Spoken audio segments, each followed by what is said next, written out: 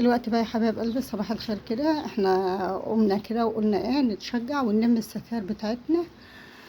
عشان عندنا كذا حاجة النهاردة. اولنا كده هنلم الستاير عشان نحط دورة في الغسالة، عشان عندنا النهاردة خبيز عيش بلدي وكده.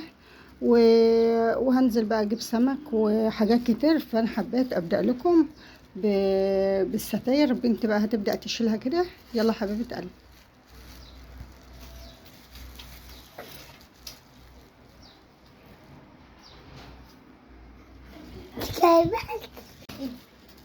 نبدأ بقى نشيل كده. هي شال الدمان وهنشيل فرش الانتريه.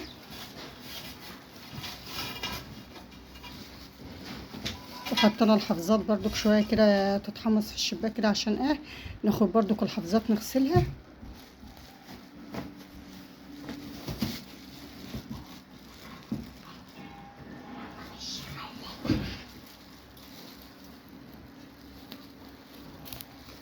الله يبارك فيها يا رب. هتبدا بقى تشيل كده برضك الفرش بتاع الانتريه. يا حبايب قلبي، هخلص بقى نشيل كل الفرش والحاجات دي ونرجع لكم تاني كده. يا حبايب قلبي بكون لميت كل الستاير بتاعتي اللي هتتغسل. لميت الابيض، الستاير البيضاء اللي هنبدا بيها، ولميت برضك فرش الانتريه، ولميت الستاير اللي هنا بتبقى البرقع اللي بيبقى على الارض ده. وكده بنكون لمينا كل الفرش اللي هيتغسل عشان العيد بقى. كل سنه وحضراتكم طيبين. ضمنا بقى الانتريه على بعضه كده. وهنا معانا كنبه الانتريه بتاعتنا برضو كيات اللي بتبقى في الصاله. اخلص بقى يا حبايب قلبي ابدا بقى الدوره دي، واروح بقى اعجن العيش وارجع لكم تاني نشوف احنا هنعمل ايه. عشان عاوز انجز يا نعجن العيش الاول يا انزل اجيب السمك الاول، على حسب ما ربنا هيسرها لي. وهرجع لكم تاني اقول لكم احنا هنعمل ايه النهارده. انا حبايب قلبي بقى بكون عجنت العيش بتاعي بالمنظر ده كده. عملت العيش بتاعي هو بسم الله ما شاء الله. هعجنه وهسيبه يتخمر، وانزل اروح اجيب السمك واجي يكون خمر، بحيث ان انا بعد ما اخبز العيش اشوي السمك. لان انا صايمه انا والبنات وكده.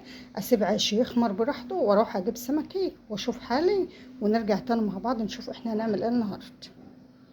كان عندي غسيل منشور كده لميته برضو قبل ما انزل للسمك اهو بالمنظر ده، عشان ابدا بقى ارتبه كده قبل الحر.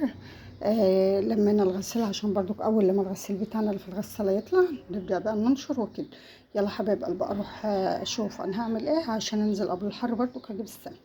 قلبي احنا هنا بقى نزلنا جبنا السمك بتاعنا كده. نزلنا بلطة دون. ربنا يا رب يبارك لكم يا رب يكرهوا حظكم. اروح بقى اغير هدومي عشان اشوف العجين بتاعي زمانه اتخمر وكده، ونرجع لكم تاني اغير العبايه اللي عليا وكده، عشان ابدا اشوف هعمل ايه تاني. بس انا حبيت كده ادوكم نبذه كده عن السمك. البولت اللي انا جايباه ده، البولت ده ب50 جنيه بس، ما شاء الله سمكه صبحه، سمكه جميله. عجبتني يعني ما شاء الله، لان لقيت عينها بتلمع زي ما حضراتكم شايفين كده. وده ب50 جنيه. انا اروح بقى جري كده اغير العبايه بتاعتي عشان اشوف العيش بتاعي زمانه اتخمر، لان حاولت عشان اشوف التموين لقيت هناك زحمه وانا عجن. قلت لا اروح وبعد كده ابقى ارجع يوم تاني اخد التموين بتاعي. يلا حبايب قلبي، هنا شكلنا العيش بتاعنا اهو بالمنظر ده كده. شكلنا العيش بتاعنا يا حبايب قلبي، وحطينا المكنه والرده والدقيق. غسلنا المطرح بتاعتنا هون، ولعنا الفرن. يلا بقى نبدا نخبز العيش بتاعنا عشان نشوف احنا هنعمل ايه. نعرض المطرح بتاعتنا كده للفرن كده عشان تنشف. حطيتهم هما. لازم تغسل المطرح عشان الزفاره والسمك والحاجات دي ما تجيش في العيش. يلا حبايب قلبي انا اشوفهم بقى واخشهم. هنا نبدا نشيل العيش اهو. بنت الله يبارك لها هي اللي قاعده على المكنه. يلا حبايب قلبي، لما تقولك كده لازم تمسحي بيها الفرن. كيس تبل ميه كده تمسحي بالفرن، عشان لو في زفاره لو في تراب لو في اي حاجه ما تجيش في قعر الرغيف بتاعك. اهم حاجه تنضفي الفرن بتاعك تنضفي حلوه كده بكيس، كيسه بشويه ميه. علمي بناتك يا حبيبه قلبي كده عشان ينفعوكم. ما تقوليش يا جارتي ولا يا سلفيت ولا يا حد يعمل لهم زي النهارده سلفيت مش كده. قررت ان بناتي هم اللي يساعدوني. يلا حبايب قلبي اخلص بقى العيش بتاعي كله كده عندي كده. ربنا يا رب يسلمنا بايديكم. بسم الله ما شاء الله بكون خلصت العيش بتاعي هون ومسحته وحطيته في اكياس نايلون بالشكل ده. شوفوا بسم الله ما شاء الله، شوفوا شكل العيش. مسحناه وحطيناه في اكياس نايلون بالطريقه ديت وهندخله الفريزر. وكده بكون خبزت عيش بلدي هون، لانه انتوا عارفين ان احنا النهارده 2 في الشهر.